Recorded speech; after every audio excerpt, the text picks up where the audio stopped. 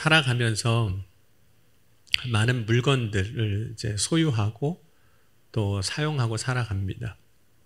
아마 여러분 집에도 각자의 물건들이 있을 텐데, 이 물질 혹은 물건을 가지고 살아가는 것은 육신을 가진 존재로서 피할 수 없는 길이죠. 없이 살 수는 없습니다. 그런데 우리가 세상에서 물질을 두고 살아가지만 마음에 두는 것도 있거든요. 그러니까 우리가 손에 잡히는, 눈에 보이는 것을 두고 살기도 하지만 무언가를 마음에 두고 살기도 해요. 때로는 그 물질, 우리가 세상에서 잡을 수 있는 물질도 마음에 두고 살아가기도 하죠. 그럼 어떻게 물질을 마음에 둘 수 있을까요? 여러분이 갖고 싶은 그 백을 어떻게 마음에 둘 수 있을까요? 그 옷을 어떻게 마음에 둘 수 있을까요? 늘 생각하는 거죠. 이거 가졌으면 좋겠다. 실제로는 나에게는 없어요. 없지만 그걸 마음에 두는 거죠. 생각하는 거죠. 제가 대학교 다닐 때 94년도 이제 입학한 다음에 이런 시집이 나왔어요. 그 시집은 저도 안 읽었는데 제목만 기억나는데 이런 시집이 있었습니다. 넌 가끔가다 내 생각을 하지, 난 가끔가다 딴 생각을 해. 유태연의 시집이었거든요. 여러분이 이 말을 그 신앙생활에 한번 적용을 해본다면 어떨까요? 하나님이 아마 이렇게 말씀하실지도 모르겠어요. 넌 가끔 내 생각을 하지, 난 가끔 딴 생각을 해. 그러니까 가끔 딴 생각을 한다는 얘기는 늘 생각한다는 거거든요. 그럼 히브리서 3장 1절 말씀 보면 이렇게 권면하고 있습니다. 그러므로 함께 하늘의 부르심을 입은 거룩한 형제들아, 우리의 믿는 도리의 사도이며 대제사장이신 예수를 깊이 생각하라. 그럼 오늘 주님 생각해 보셨나요? 예수님? 아차 싶으신가요? 오늘은 너무 바빠가지고 일이 바쁘다 보니까, 일에 치이다 보니까 주님 생각할 시간 없었네요. 꼭 그럴 수도 있을 것 같아요. 생각하고 안 하고는 둘째치고 예수를 깊이 생각하라 그랬잖아요. 그렇죠? 깊이 생각해 보셨습니까? 오늘을 살아가면서 예수님 생각 한 번 안 하고도 사실 살아갈 수도 있어요. 우리가 일상을 살아가면서 예수님 생각 하나도 안 하고 살아갈 수 있어요. 여러분, 남편 생각하고 사셨나요? 네, 아내 생각하고 사셨나요? 네. 어떤 경우는 그럴 수도 있어요. 생각하고 안 하고가 무슨 대수냐. 그렇죠? 내가 남편한테 잘해주면 되지, 집에 가서 아내한테 잘해주면 되지, 이럴 수도 있어요. 그러나 생각은 우리가 살아가는 삶에 있어서 굉장히 중요한 자리를 차지하고 있는 겁니다. 왜냐하면 결국은 모든 것이 다 어디에서부터 시작이 될까요? 생각에서부터 시작이 되는 거예요. 생각에서부터 시작이 돼서 무언가가 되어지기 시작하는 거거든요. 그럼 가룟 유다가 예수님을 이제 팔았습니다. 그냥 어쩌다가 판 걸까요?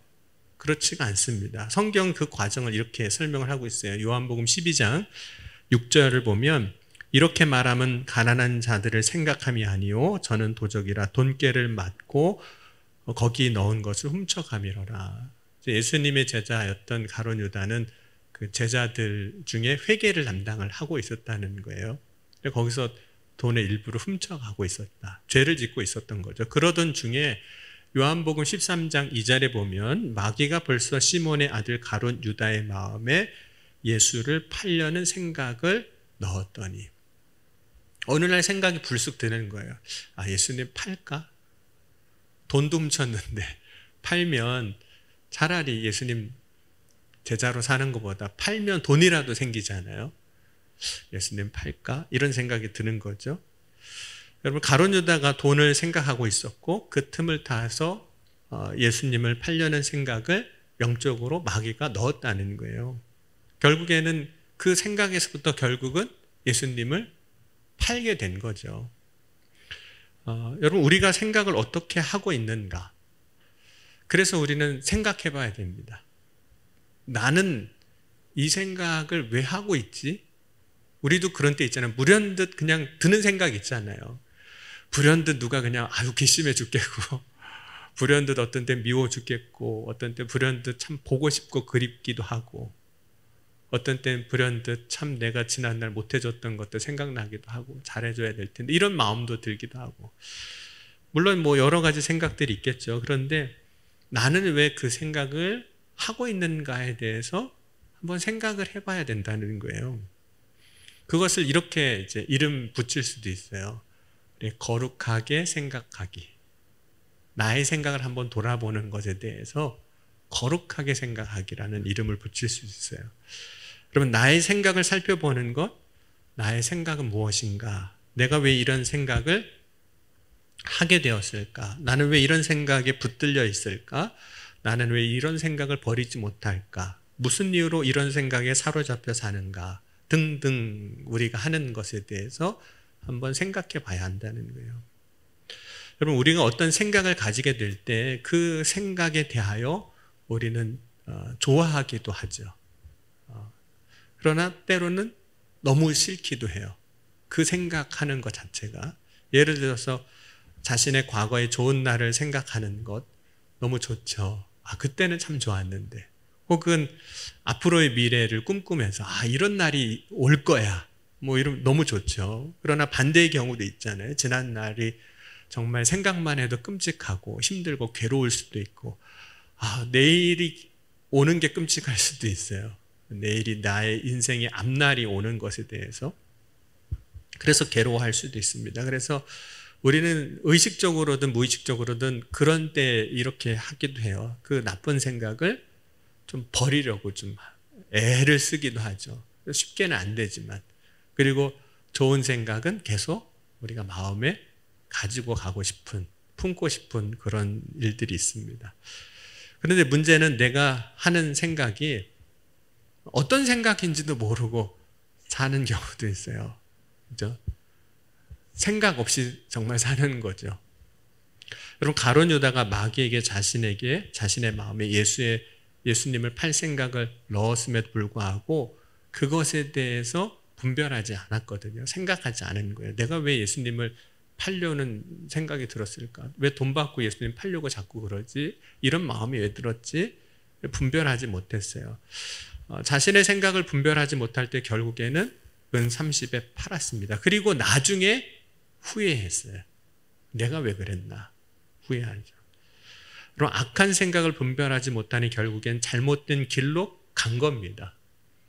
그럼 하나님이 기뻐하시는 생각, 마음을 품는 저와 여러분이 될 수 있기를 주의 이름으로 간절히 축원합니다. 그러려면 내가 무슨 생각을 품는지, 왜 그런 생각을 하게 됐는지를 우리는 생각해 봐야 된다는 거예요. 물론 100% 우리가 분별하거나 다 할 수는 없어도 그래도 해야 된다는 거예요. 그것이 이제 그리스도인의 삶의 한 모습입니다. 여러분, 우리가 품은 생각들을 한번 생각해 보셨으면 좋겠어요. 여러분 무슨 생각하고 계세요? 지금?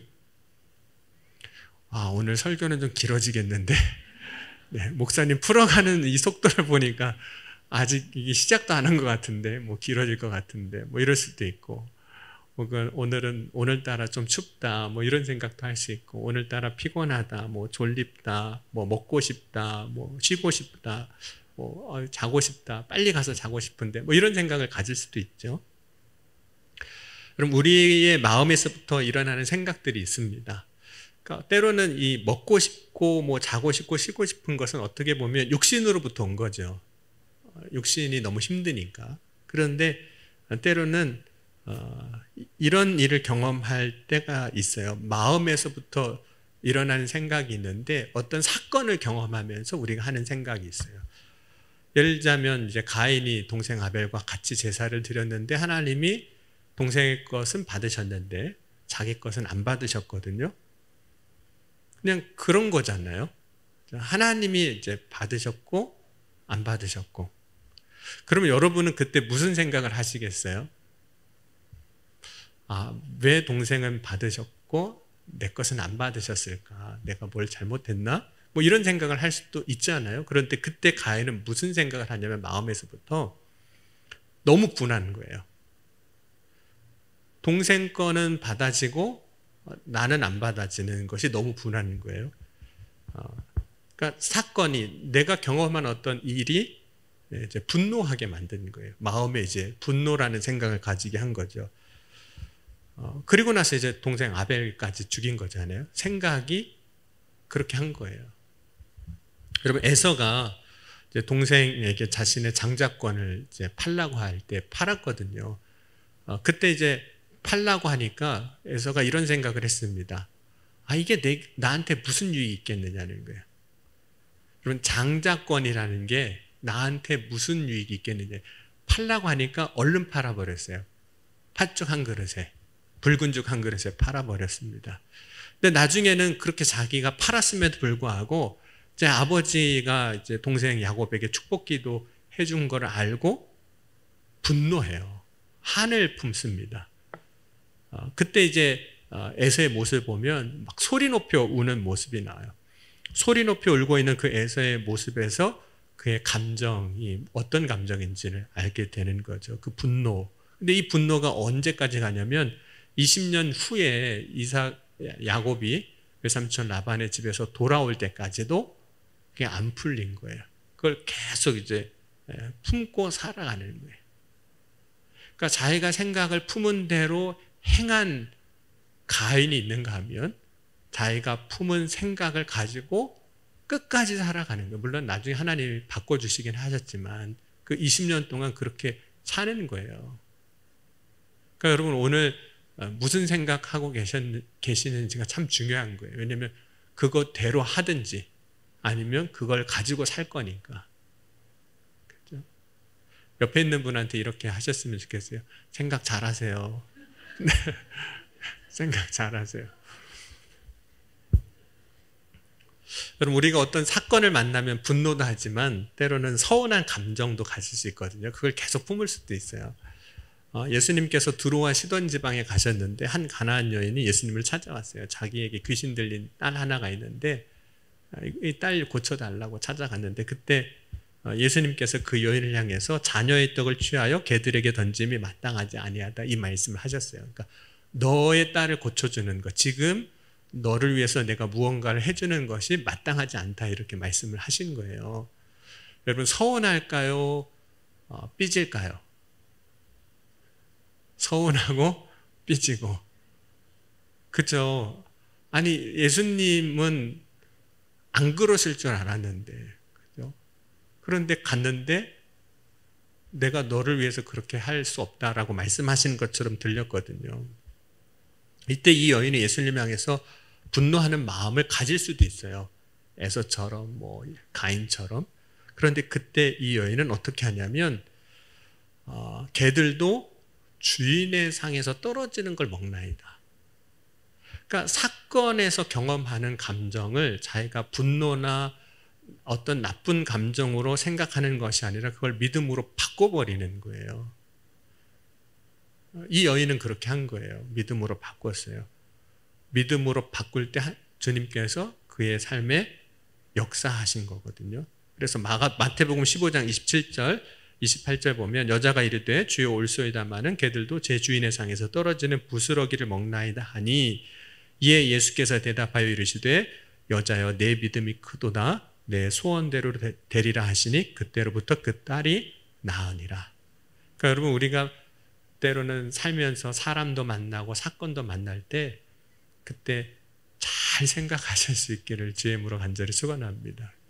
그 생각대로 결국은 살게 돼요. 그 생각 품고 사는 거예요. 그 생각을 믿음으로 바꾸는 사람은 주님이 역사하신 은혜도 경험하고 능력도 경험하는 거죠. 그럼 그리스도인은 어떤 마음을 품어야 될까요? 저와 여러분은 무슨 마음을 품어야 될까요? 우리가 품어야 할 마음의 기준, 이런 마음을 품자. 그럼 사도 바울이 성도들에게 저와 여러분이 품어야 할 마음은 이거다라고 권면해 줬어요. 빌립보서 2장 6절에서 8절 말씀 보면 너희 안에 이 마음을 품으라 곧 그리스도 예수의 마음이니. 그는 근본 하나님의 본체시나 하나님과 동등됨을 취할 것을 여기지 아니하시고 오히려 자기를 비워 종의 형체를 가져 사람들과 같이 되었고 사람의 모양으로 나타나셨으며 자기를 낮추시고 죽기까지 복종하셨으니 곧 십자가에 죽으심이라. 바울은 예수의 마음을 품으라 그랬거든요. 예수의 마음이 무엇이었냐면 예수님은 하나님과 본체이시지만 그럼에도 불구하고 하나님과 동등됨을 취하지 아니하셨으니 그 마음은 뭘까요? 예수님의 마음은 나는 하나님과 본체가 같아요. 그런데 동등됨을 취하지 않으셨어요. 그 마음은 겸손인 거죠. 모든 사람의 죄를 대속하기 위하여 십자가에 죽으셨으니 그 십자가의 죽으심이 무엇을 말하는 걸까요? 그 모습을 통해서 우리에게 보여주신 예수 그리스도의 마음은 뭐죠? 용서이고 사랑이에요. 심지어 십자가 지실 때 예수님을 향해서 못 박고 모욕하고 욕하고 때리고 침뱉는 사람들에게도 예수님은 화를 내셨을까요? 안 내셨을까요? 해볼 수도 없고, 그죠? 예수의 마음을 품으라고 했으니까 옆에 있는 사람한테 땅에 한번 때리고 뭐 침뱉고 막 욕하고 그리고 예수님의 마음 품었지 이러고선 해볼 수도 없는 거잖아요. 예수님의 마음은 온유하신 거예요. 겸손하시고 사랑과 용서, 온유하신 거예요. 옆에 있는 사람 보고 한번 이렇게 해보셨으면 좋겠어요. 무슨 말을 옆에 있는 사람이 하든지 그냥 웃으시는 거. 한번 쳐다보고 웃어보세요. 내 옆에 있는 무슨 말을 하든지 내가 웃어줄 거야. 뭐 이러면서. 그게 온유예요. 겸손이고. 그럼 마태복음 11장 29절에 나는 마음이 온유하고 겸손하니.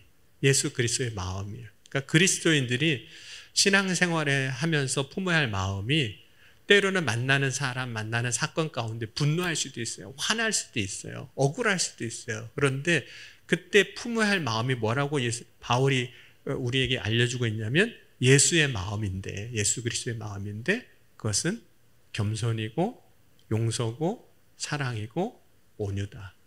그걸 말씀하고 있는 거예요.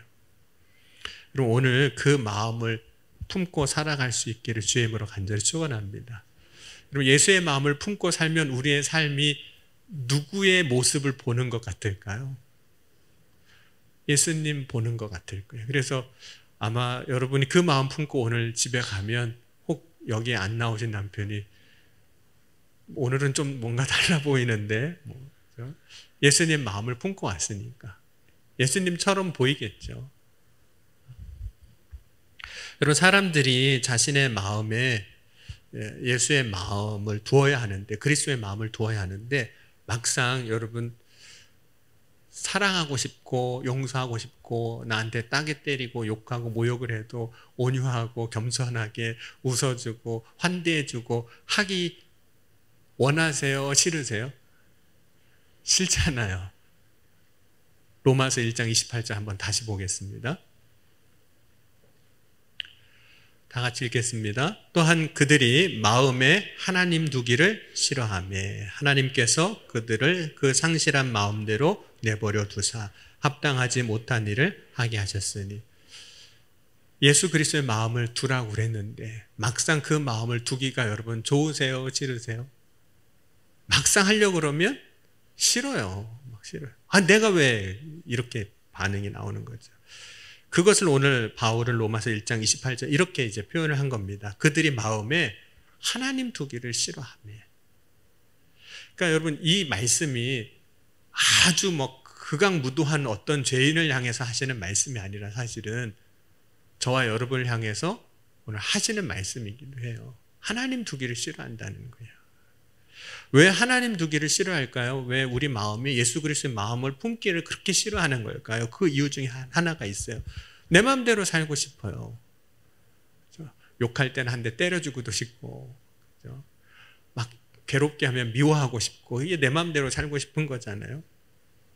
하나님이 나와 함께 하심을 믿는 것과 더불어 그 믿음을 가지고 산다면 하나님이 지금 모든 것을 나와 함께 하시는 거거든요. 그런데 여러분 실제로 우리의 삶을 보면 그렇게 살기는 싫어요. 한편으로는 원하는데 한편은 또 그렇게 살기 싫어요. 그럼 하나님이 우리의 눈에는 보이지 않습니다. 본래 하나님을 본 사람이 없다고 그랬어요. 요한복음 1장 말씀 보면. 그런데 사람들이 하나님을 보았다는 것은 실제 하나님을 본 게 아니라 하나님의 영광을 본 거예요. 그러니까 모세가 호렙산에서 하나님을 체험하는 것도 하나님의 영광을 보는 거예요. 불 가운데 임하신 하나님. 또 이스라엘 백성들이 출애굽하는 과정 가운데 하나님을 경험한 것도 그 구름 기둥과 불 기둥 가운데 그 빽빽한 구름 가운데 임재하실 하나님의 영광을 보는 것이고 경험하는 것. 근데 사람은 자기 마음대로 살고 싶어요. 임의로 살고 싶어요. 내 임의로 뭔가를 하고 싶어요. 그래서 누군가의 간섭도 받지 않고 뭔가를 하고 싶은 겁니다. 그래서 하나님을 마음에 두기가 싫은 거예요. 하나님이 간섭하시잖아요. 이러면 안 된다, 이거 해야 된다, 이렇게 해야 된다 하시니까 그게 싫은 거예요. 하나님 두기가 싫은 거예요. 그런데 뱀이 하와를 유혹할 때 이런 이야기를 해요. 선악과를 먹지 말라고 하나님이 말씀하신 이유는 내가 그걸 먹으면 하나님과 같이 될까 봐 그렇다는 거예요. 여러분 하나님과 같이 된다는 게 어떤 의미로 들릴까요? 하와에게 하나님과 같이 된다. 여러분 애들이 부모에게 이런 말 할 때가 있어요. 부모가 이제 주로 아이들한테 하는 게 있잖아요. 뭐 하지 마라, 뭐 하지 마라, 뭐 하지 마라 이러잖아요. 그럼 애들이 속으로 뭐라는 줄 아세요? 지는 다 하면서.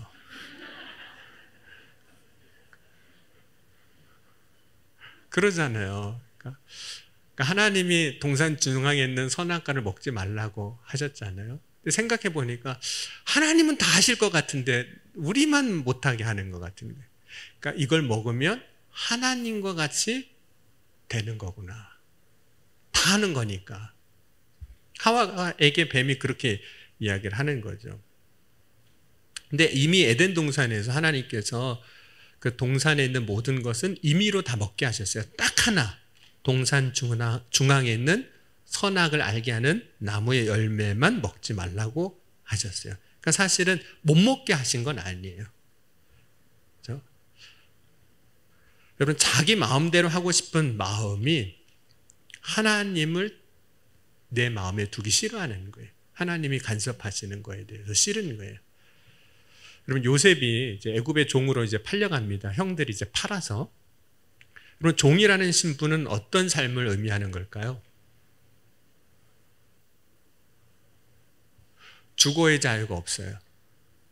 그 다음에 뭐의 자유가 없을까요? 시간의 자유도 없어요. 그 다음에 옷을 입는 거, 먹는 거 내가 임의로 선택할 수가 없어요. 직업을 선택하거나 이런 자유가 없는 거예요. 종이 그런 거거든요. 그러니까 종이라는 건 뭐냐면 주인의 구속이 되어 마음대로 살 수 없는 삶을 사는 거예요. 주인의 뜻대로만 살아야 되는 거죠. 그런데 요셉에게 애굽의 종으로 팔려갔을 때 기회가 주어져요. 어떤 기회가 주어지냐면 보디발이 어느 날 보니까 요셉이 하는 일이 다 잘 되거든요. 그래서 다 맡깁니다. 창세기 39장 4절에서 6절까지는 한번 보겠습니다. 이제 임의로 한다 이런 의미에서예요. 내 마음대로 할 수 있다. 창세기 39장 3절에서 6절입니다.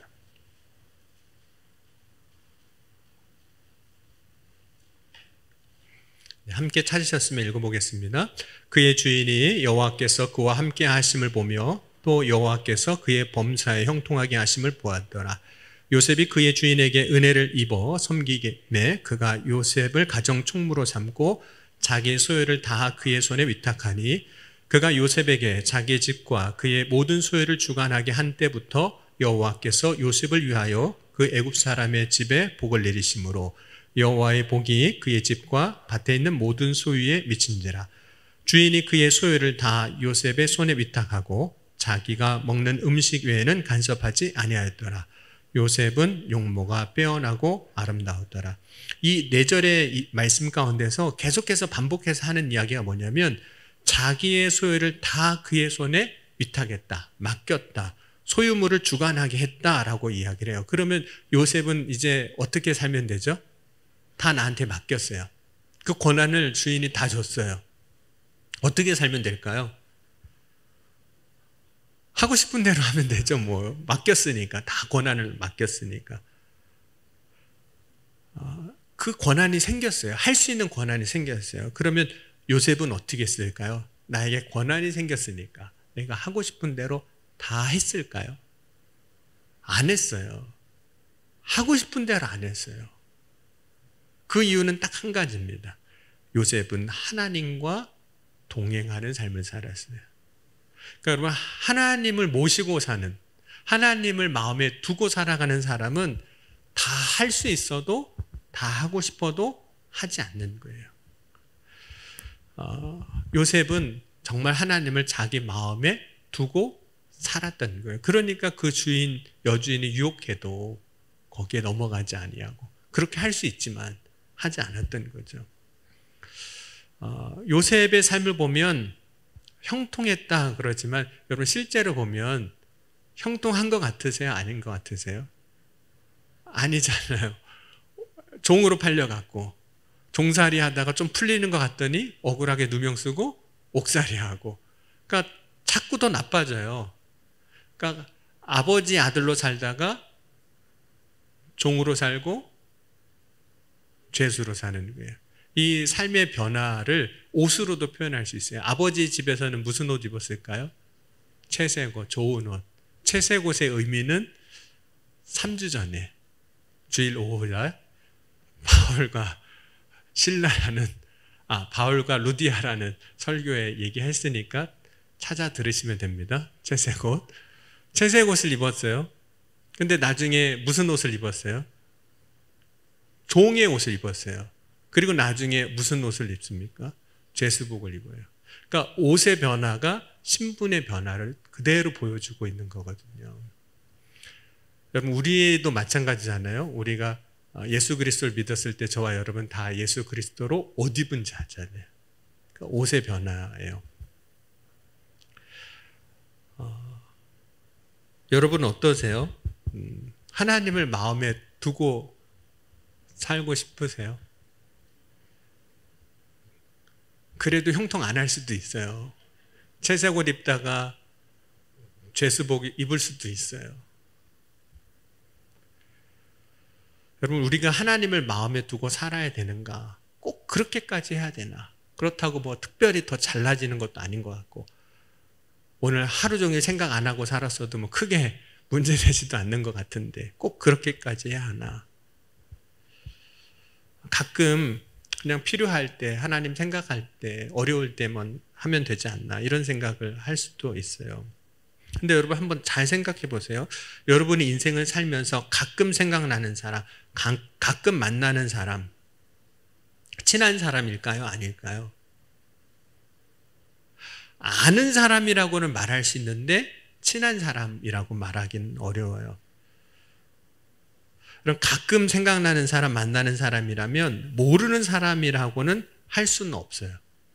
그렇죠? 아는 사람이라고 하는데 친한 사람이라고 하지 않습니다.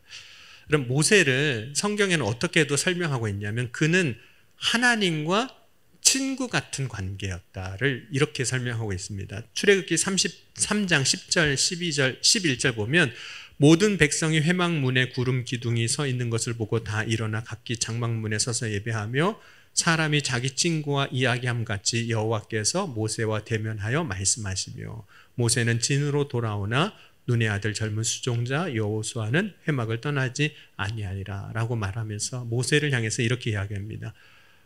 사람이 자기 친구와 이야기함 같이 여호와께서는 모세와 대면하여 말씀하셨다, 이렇게 이야기를 해요. 여러분, 모세가 하나님의 친구와 같다라는 게 뭘까요? 동등한 관계라는 걸까요? 절대 그럴 수가 없습니다. 하나님과 모세가 어떻게 동등한 관계가 되겠습니까? 여기서 친구 같다라는 얘기 뭐냐면 친밀한 관계, 가까운 관계라는 거예요. 그러면 하나님을 자기 마음에 두는 사람은 하나님과 친밀한 관계 안에서 살아가는 거예요. 여러분, 친밀한 관계의 특징이 뭔지 아세요? 친밀한 관계의 특징, 가까운 사람의 특징. 전화를 끊으면서 이렇게 이야기합니다. 만나서 이야기하자. 그렇게 할 얘기를 다 1시간 동안 통화해놓고 또 만나서 얘기를 하자고 그러잖아요. 그 얘기는 무슨 얘기냐면 친밀한 사람, 가까운 사람은 아주 사소한 것까지 다 얘기한다는 거예요. 여러분, 친밀하다는 건 그래서 이런 의미가 있습니다. 사소한 것까지 다 얘기한다? 숨김이 없다. 은밀한 것까지 다 나눈다. 이런 거예요. 감추는 게 없다. 그럼 아담과 하와가 부부가 됐을 때 두 사람이 벌거벗었으나 부끄러워하지 아니하니라 라고 말씀합니다. 두 사람이 부끄러워하지 않았다는 것은 친밀한 관계를 이야기하는 거예요. 감출 게 없다는 거예요, 서로에게. 여러분, 오랜만에 만난 사람과 이야기할 때, 내가 잘 알지 못하는 사람과 이야기할 때 우리의 대화는 굉장히 형식적인 대화를 하게 됩니다.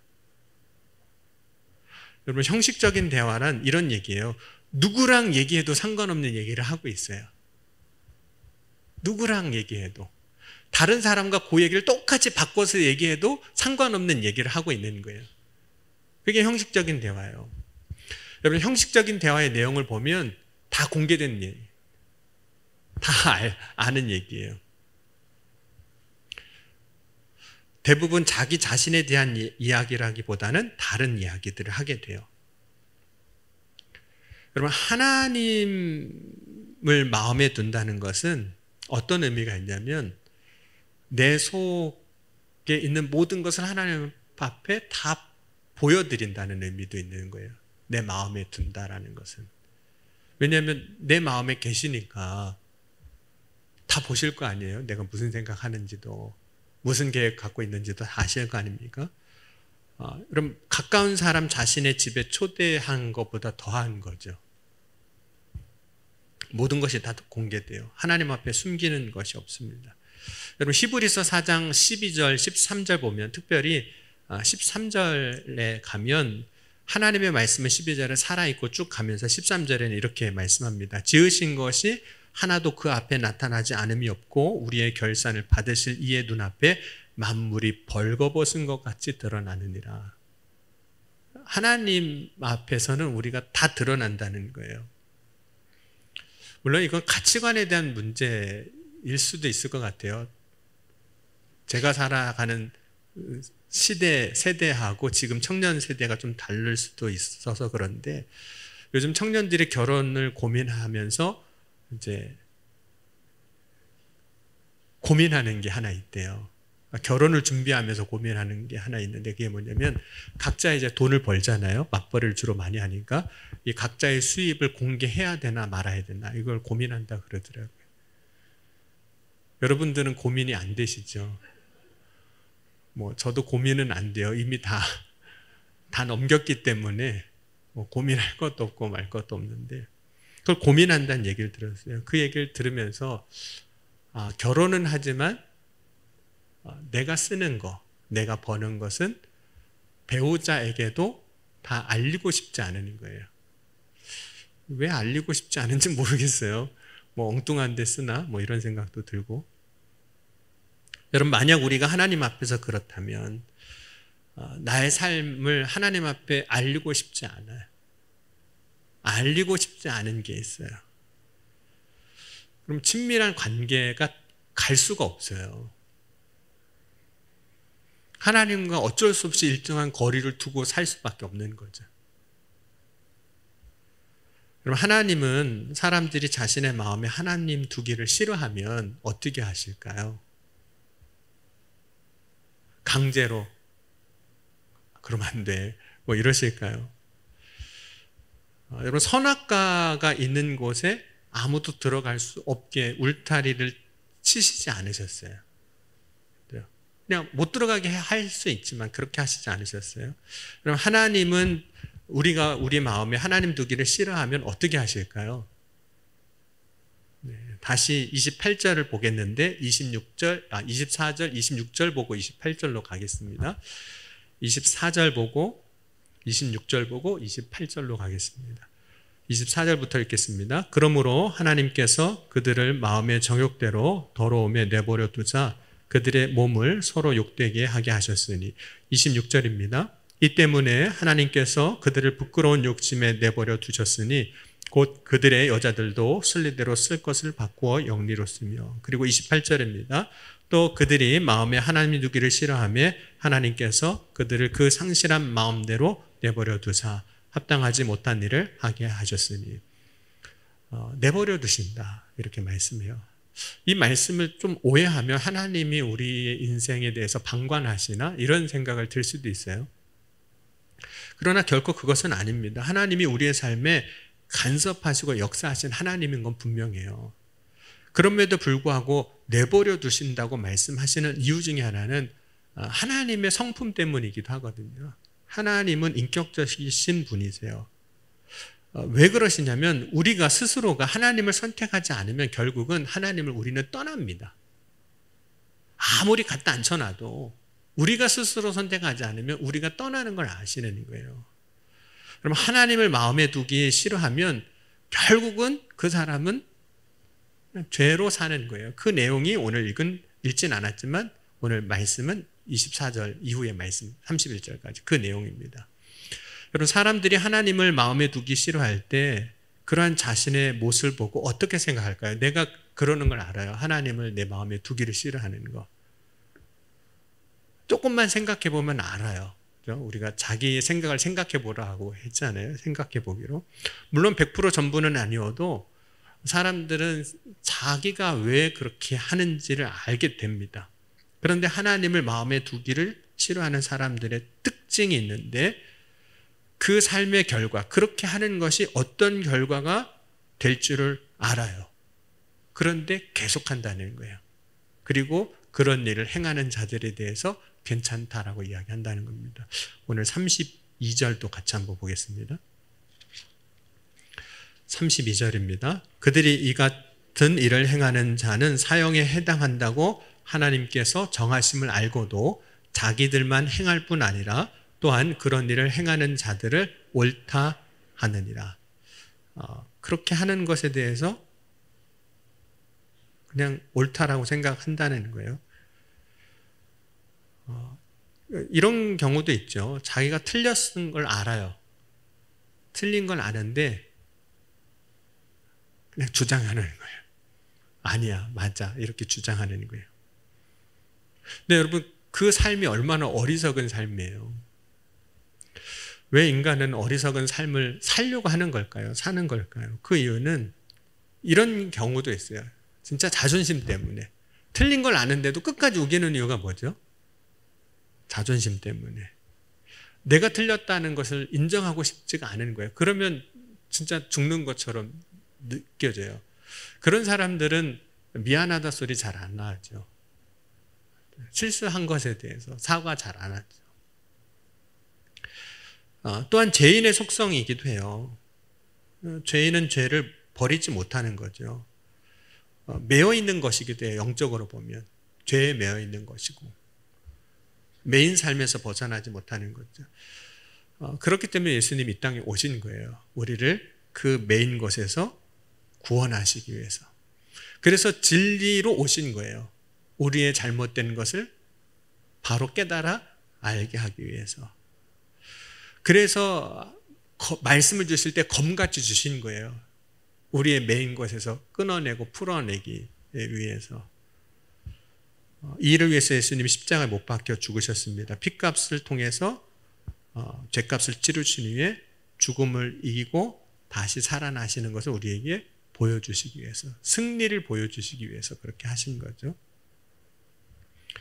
그런데 그 주님은 지금 우리와 함께 하길 원하세요. 그러니까 우리가 하나님을 마음에 두기를 원하시는 거예요. 그렇게 살기를 원하시는 거예요. 여러분, 오늘 우리가 해야 할 것은 나와 함께 하길 원하시는 주님을 마음에 두는 겁니다. 그 마음에 두는 것이 무엇이냐면 주님을 생각하는 거, 기억하는 거, 그리고 그렇게 주님을 생각하고 기억할 때 그 주님을, 나와 함께 하신 주님을 의식하고 실제로 내 삶에 믿음으로 살아가는 것 뿐만 아니라 내 안에 계신 주님을 믿음으로 사는 삶의 기쁨을 누리는 것. 여러분, 오늘 이 저녁에 하나님을 마음에 두기를 싫어하는 자가 되지 말고 날마다 주님과 함께 믿음의 삶을 걸어가는 저와 여러분이 될 수 있기를 주의 이름으로 간절히 축원합니다. 오늘 주신 말씀 붙잡고 우리 같이 함께 기도하셨으면 좋겠습니다. 내 삶은 주의 것 찬양하겠습니다.